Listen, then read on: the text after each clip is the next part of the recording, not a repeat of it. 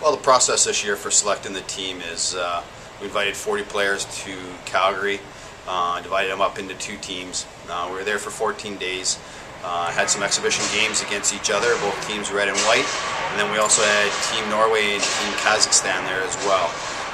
From that, we evaluated players, selected 22 players, went down to Blaine, came down to Blaine, Minnesota here, had a 3-game series against the U.S.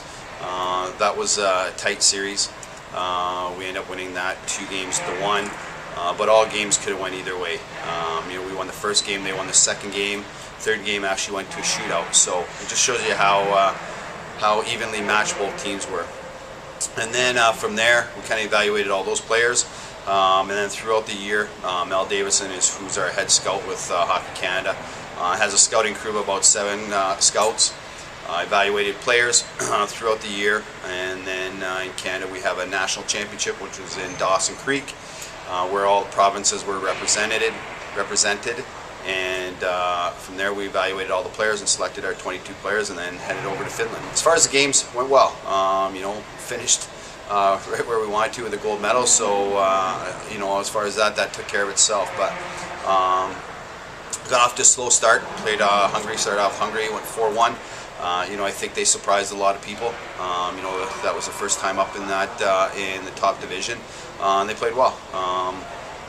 And then from there went on and played Finland, and then Finland, then Germany, and then Sweden in the semifinals. And we just talked about it being a process, and each day you're getting on the ice, getting better, and that's what happened. And then the final game against the U.S., again another tight game.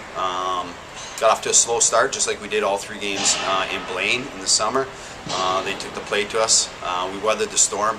Had great goaltending by Kimberly Newell, who plays down in Princeton right now, so she's a college athlete. So we weathered the storm the first period, and then I thought from there our conditioning kind of took over.